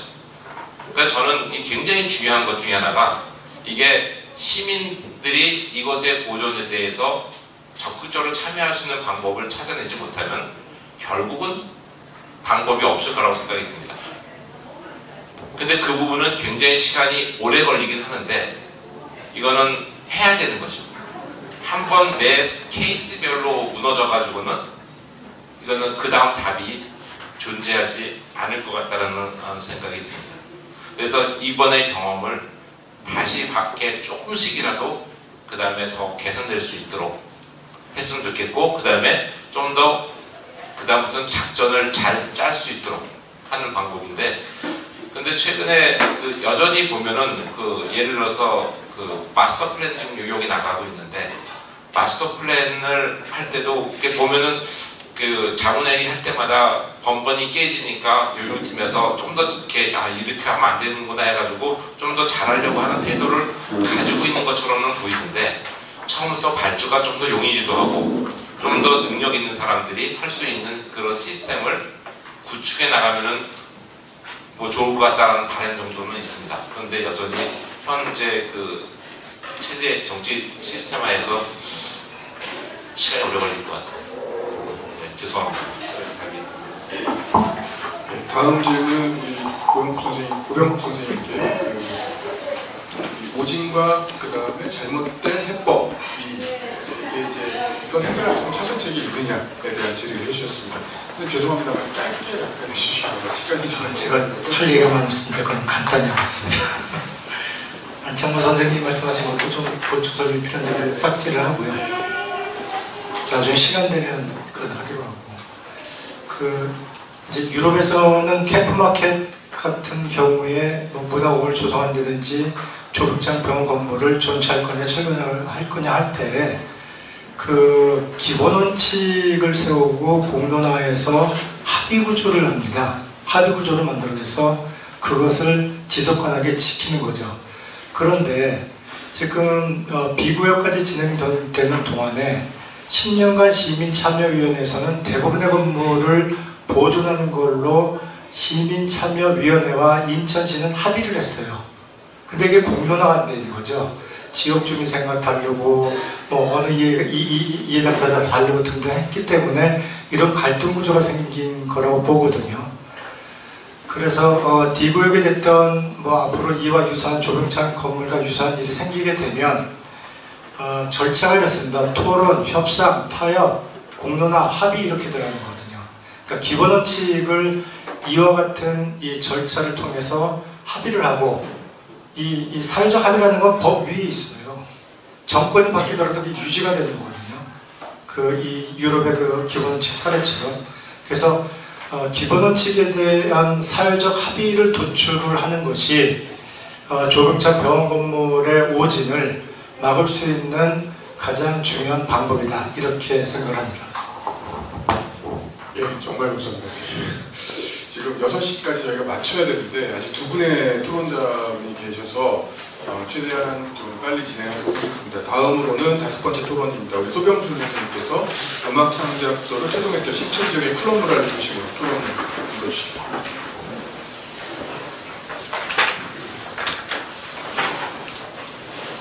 네, 안녕하세요. 안녕하세요. 저는 방금 소개받은 문화예술기금의 소병수입니다. 저는 내용적인 것은 이제 자료에 있으니까 참고하시고요. 우선 오늘 부제가 음악창작소를 태동했던 신촌 지역이 클럽 문화를 중심으로 했거든요. 근데 이제 신촌 지역이라는 게 도대체 어딘가 그 설명을 또 왜 신촌이 생겼는가 이런 걸 조금만 먼저 말씀드리고 질문하고 하겠습니다. 신촌 지역은 캠프마켓, 조병창 캠프마켓 지역과 길 하나를 사이에 두고 있는 지역입니다. 근데 이 조병창이 있던 시절에, 그러니까 일제강점기에 조병창이었는데 이 조병창에 그 경기도라든지 김포 등 주변 지역에서 그 강제 동원을 피하기 위해서 여기에 사람들이 몰려들기 시작했어요. 그러니까 거기에 그 미쓰비시 공장이 있었고 그 미쓰비시 공장에 정말 수많은 사람들이 일을 했고 또 조병창에서 일을 했는데 그 사람들이 이곳에 와서 살면서 생긴 마을 중에 하나가 신촌입니다. 그래서 이 신촌 지역은 자연스럽게 그 당시 뭐 굉장히 많은 인구들이 살았고 그 이후에는 미군 부대와 인접해 있었기 때문에 미군 부대 그 주변 지역으로 이렇게 돼서 그렇기 때문에 그 미군 부대와 밀접한 관계를 가지고 생활할 수밖에 없었던 거고 그래서 그 지역은 기지촌으로서의 역할을 하면서 클럽들이 많이 생겨나기 시작했어요. 미군들이 주둔하는 지역은 영내 클럽이 있고 영외 클럽이 있는데 신촌 주변에는 이런 클럽들이 많이 생겨났던 거죠.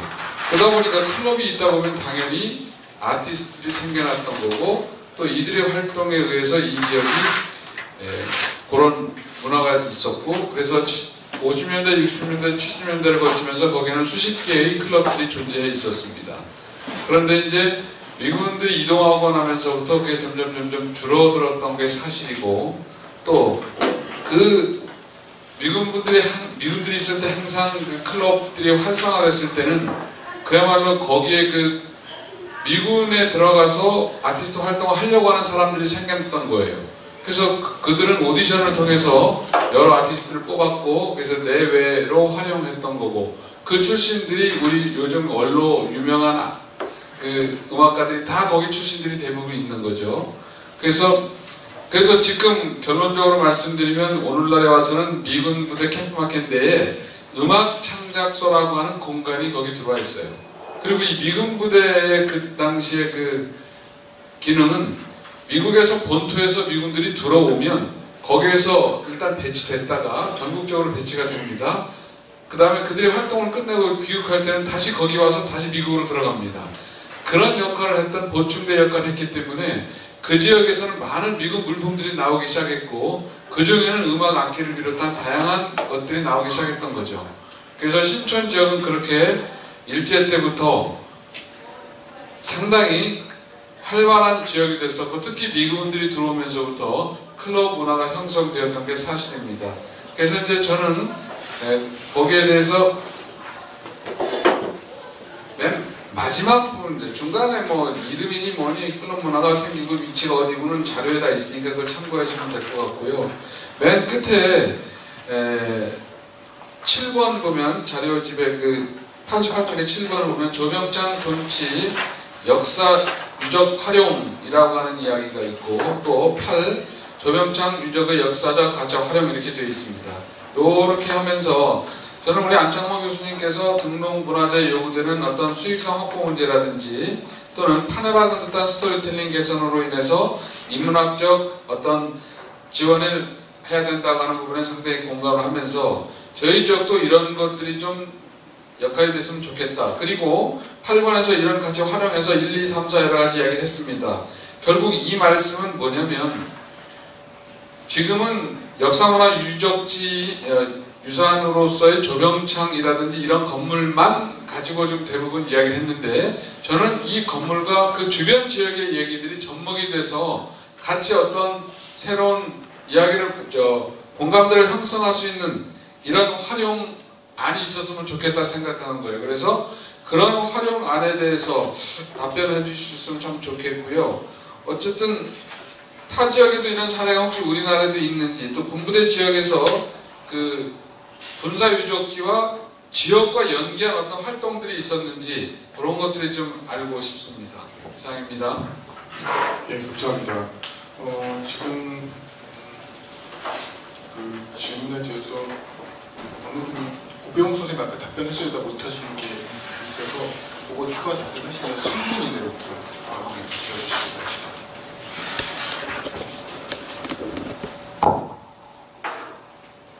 그 유럽에서 1990년대에 그 도시가 반복적으로 쇠퇴를 하기 때문에 사회적 도시 재생이라는 이 프로세스를 만들어냈고요.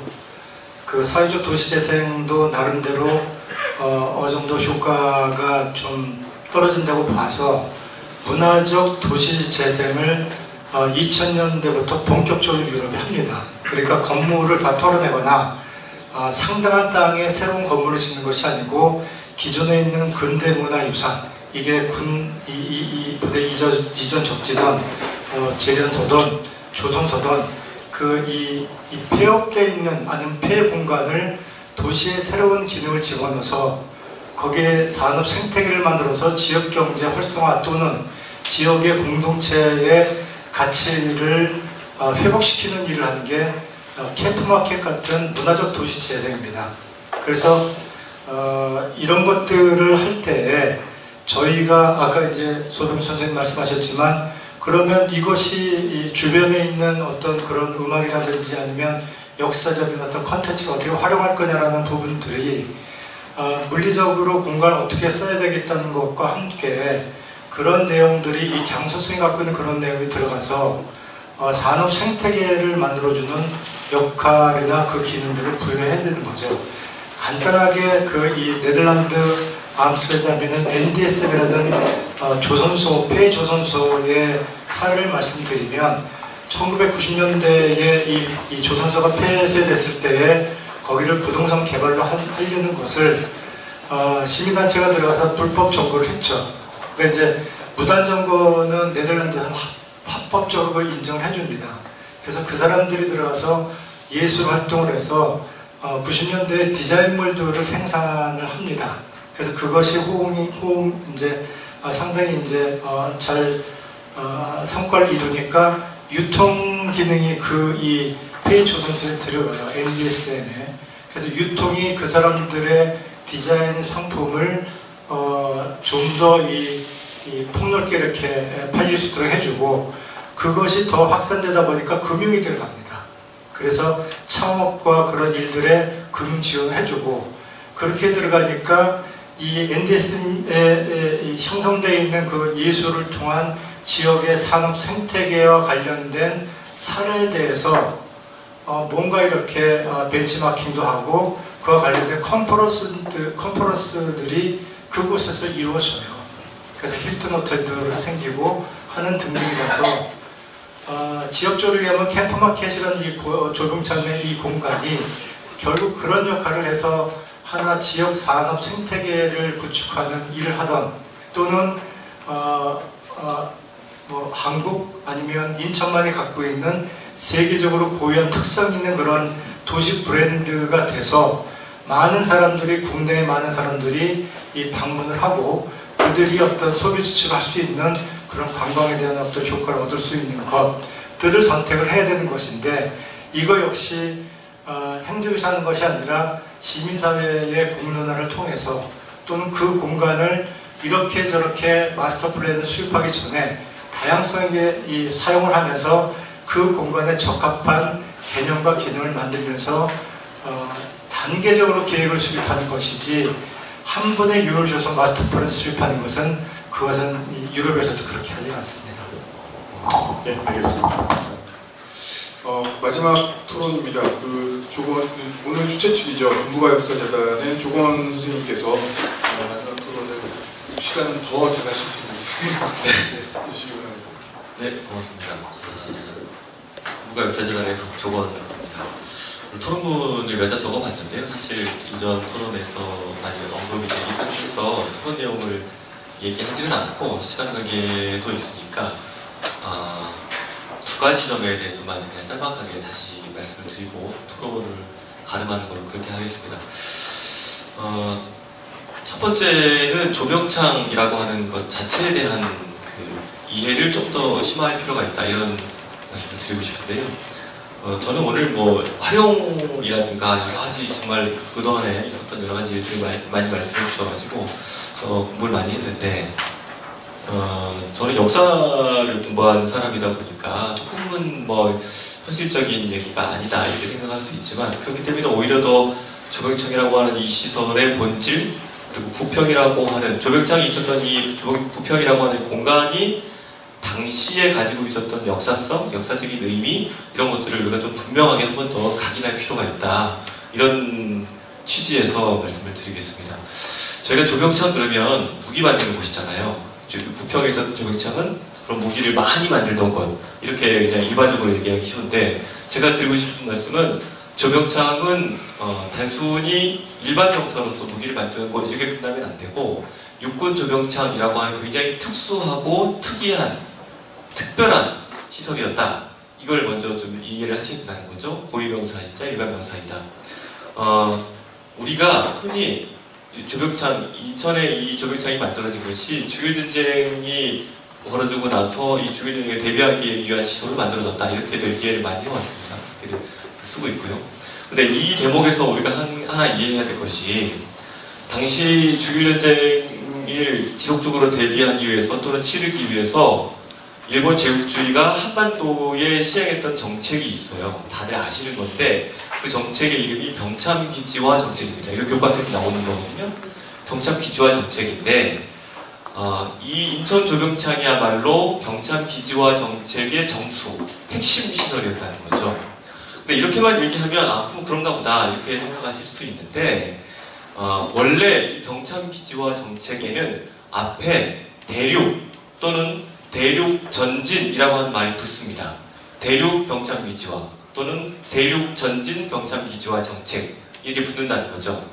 이 말이 무슨 말이고 하니, 그 전까지는, 그러니까 6.1전쟁 이전까지는 주로 육군 조명창이라고 하는 이 시설은 내지, 당시 내지라고 불렀습니다. 일본 열도에만 있었어요.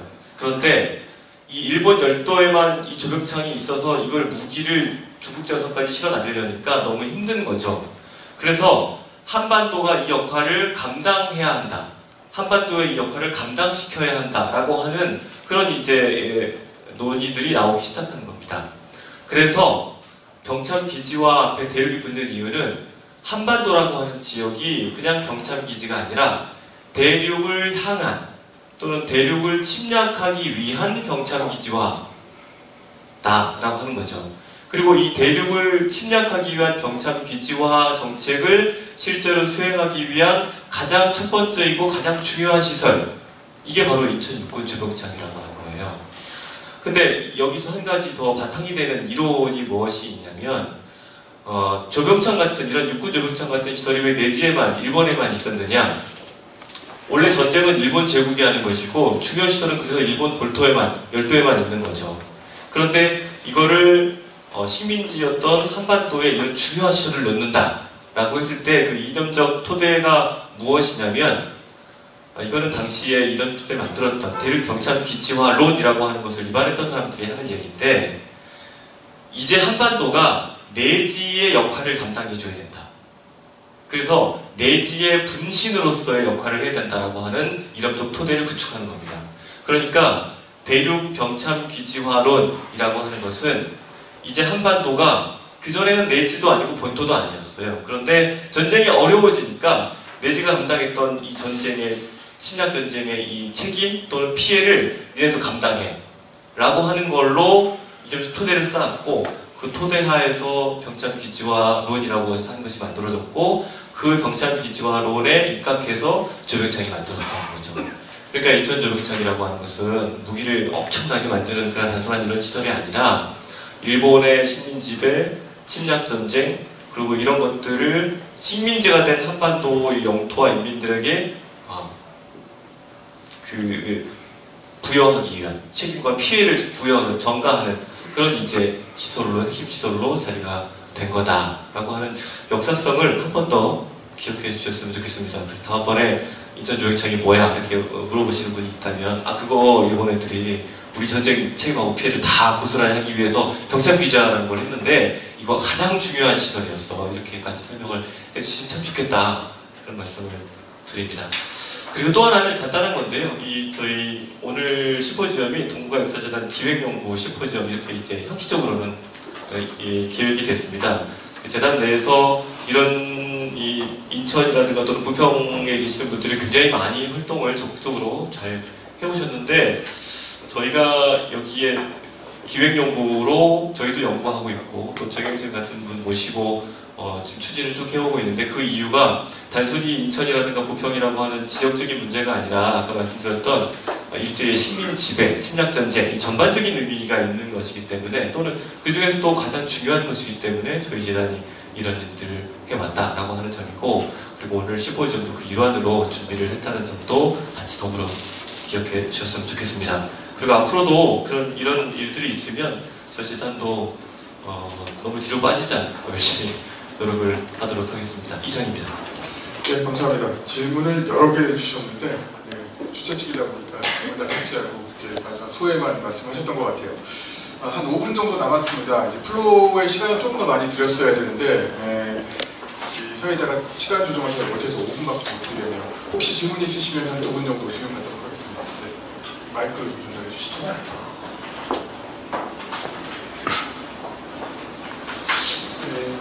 근데 1934년도에 지어진 근데 그것 때문에 또 해서 대책위원회 만들었었어요.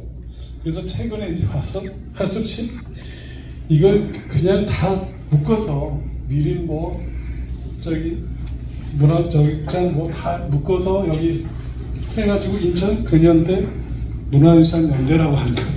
만들어서 지금 어쨌든 인천시는 기본적으로 계속 다 이건 다 근대 문화유산을 아무런 이런 거 없이 진짜 토론 아까 고병욱 박사님 얘기하고 토론 없이 시작도 안 하고 하여튼 다 철거 이런 거 하고 있어서 정말 힘겹게 저는 어쨌든 그냥 제가 역사 선생을 하고 제대로 해가지고 이런 걸 꼭 지켜야 되겠다고 생각해서 개인적으로 이제 그런 의지를 가지고 이제 사실 여기도 이제 하고 있는데요.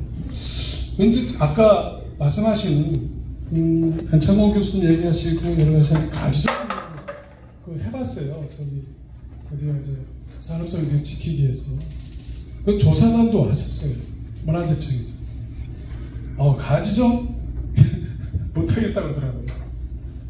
그러니까 뭐 조건이 여러 가지 있어요. 50년 이상 뭐 하여튼 뭐 그러니까 참 이게 그 뭐 제도는 있는데 그래서 아까 그 안창모 교수님께 제가 상당히 좋아하는 게 그 동의하는 게 문화재청이 정말 그런 거를 이렇게 지키려고 하는 그런 의지가 있는가 싶을 정도로 그냥 그렇게 특히 근현대사 분과가 있는데도 근현대사 분과가 있더라고요. 문화재청에 그런 참 그거를 아까 안창모 교수님은 뭐 저기 해야 된다 법적 이런 얘기하시는데 그게 어떻게 좀 더 정말 실무적으로 이걸 활용할 수 있는 방안이 있는지.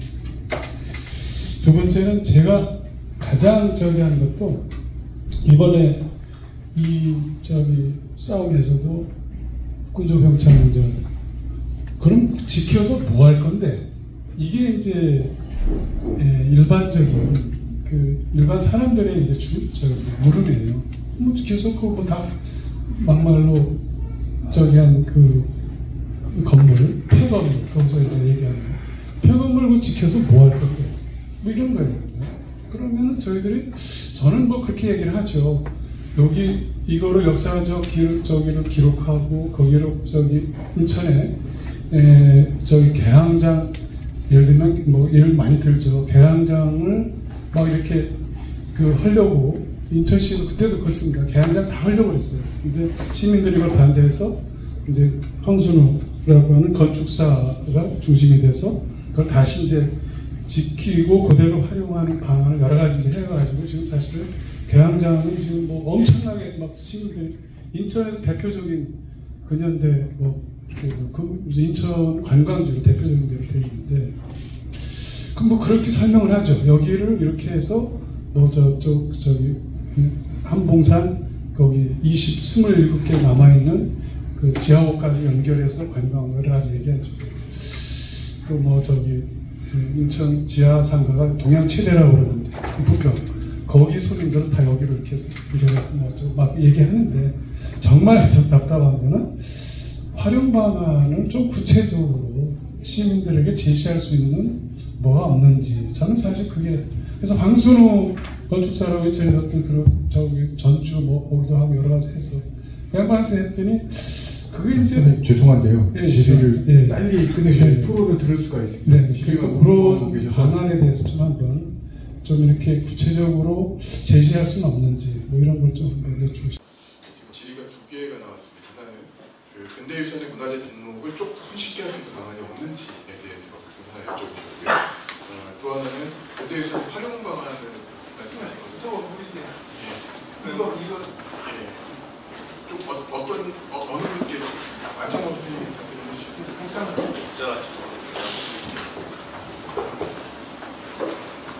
인천 그 도시산업선교회는 사실 굉장히 안타까운 케이스인데요. 저는 사실은 개인적으로 저도 현장 여러 번 가봤는데 제가 보기에는 좀 결과론적이지만 전략이 좀 부재했다는 생각이 들고요. 인천 도시산업선교회는 사실은 그 건물 가치보다 그것이 해온 역사가 굉장히 중요한데 그 부분을 조합 측과에서 서로 좀 그 전략적인 접근이 좀 필요했었다라는 생각이 그게 좀 약했다는 생각이 들고요. 그다음에 가지정을 시도를 할 수는 있는데 결국 청이 그 결정을 해야 되는 거거든요. 사실은 아까 저기 그 김정은 교수가 서울시 사례 한 말씀하셨지만은 서울시는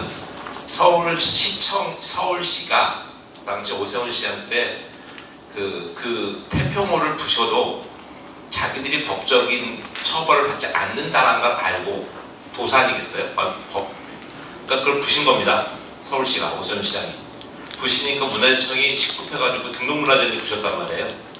그러니까 문화재위원회 발칵 뒤집혀가지고 가지정을 하니까 서울시가 아 미안해 잘못했어 안 그럴게 라고 하면은 다시 그걸 원형을 복원했어야 되는데 문화재청은 거기서 적절하지 않은 선택을 하거든요. 그거 조금밖에 안 주셨거든요. 다시 원형을 복원하라고 하면 되는데 그거 200불 부서졌으니까 그냥 부십시다. 부시고 지하에다 복원할게. 그래서 가지정을 하는 굉장히 가지정 행위라면 6개월 동안 판단해서 더 강하게 했어야 되는데 또는 안 할 수도 있어요. 6개월 다 쓰거든. 뭐 그거는 근데 그런 절차 없이 서울시가 미안 그러니까 미안하지 오케이 근데 니들 이미 부셨네 그냥 부셔 대신에 서울시가 밑에다 지하 2층에다가 똑같이 복원한다고 하니까 이렇게 한 거거든요. 그것도 적절하지 않게 서울시가 행동한 케이스죠.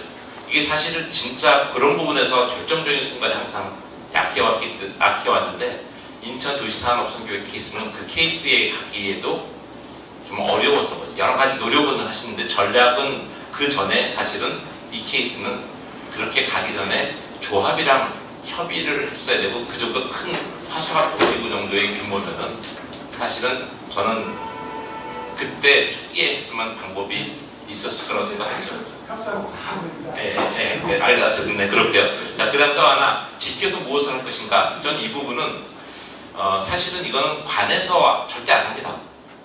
이거는 그 전문가들이 해야 돼요. 근데 전문가들이 굉장히 숫자가 부족하고요. 부족한 숫자의 전문가들이 대한 사회적 수요는 많고 전문가들이 노력은 별로 많이 안 해요. 솔직히 말해요. 그래서 인천 계양장 굉장히 좋은 사례인데 그 사례가 그 다음 진화가 없잖아요. 똑같은 그 수준에서 계속 무한 반복된다. 그런 걸 말하는 겁니다. 저는 그 부분은 전문가들이 반성해야 되는 부분이라고 생각하고 있어요. 물론 저 같은 사람 포함해서 발휘됐을 감사합니다. 한 분만 더 질문 끝내도록 하죠. 혹시 더 질문 있으신 분 마지막으로 하시면 네, 대단히 감사합니다.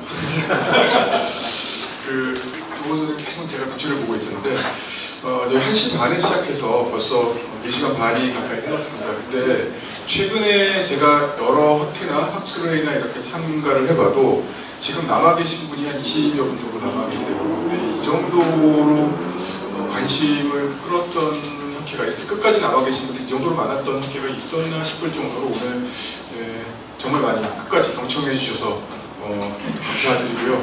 오늘 기조 발표해 주셨던 우리 조성경 교수님, 그 다음에 발표해 주셨던 우리 4분의 발표자들, 그리고 토론해 주셨던 6분의 토론자들 대단히 감사드립니다. 주최 측을 대신해서 제가 감사 인사 올리고 무엇보다 끝까지 귀 기울여서 이 발표와 토론 끝까지 잘 들어주신 우리 시민 여러분, 청년 여러분께 다시 한번 감사드리고 오늘 지금 일제 육군조병 청족의 역사적 가치 활용 방안 학술 심포지움 이것으로 마치도록 하겠습니다. 감사드립니다. 박수. 아마 길 건너에 명동보리밥, 네, 명동보리밥의 준비가 됐다고 합니다. 그러니까 다들 같이 마시고 식사 함께 하시고 돌아가시기 바랍니다. 감사드립니다.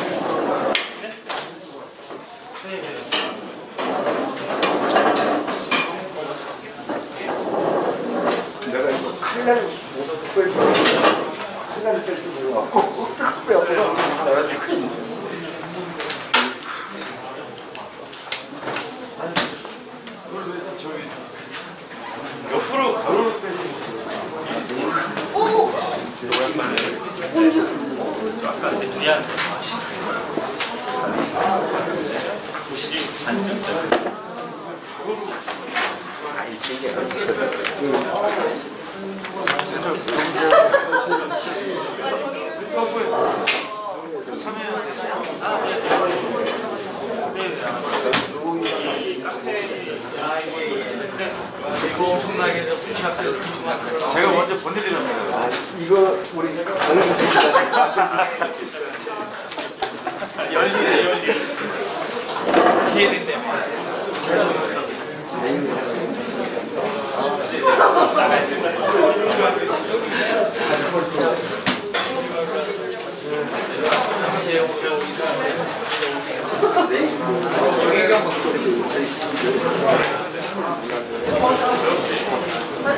짜고 하세요?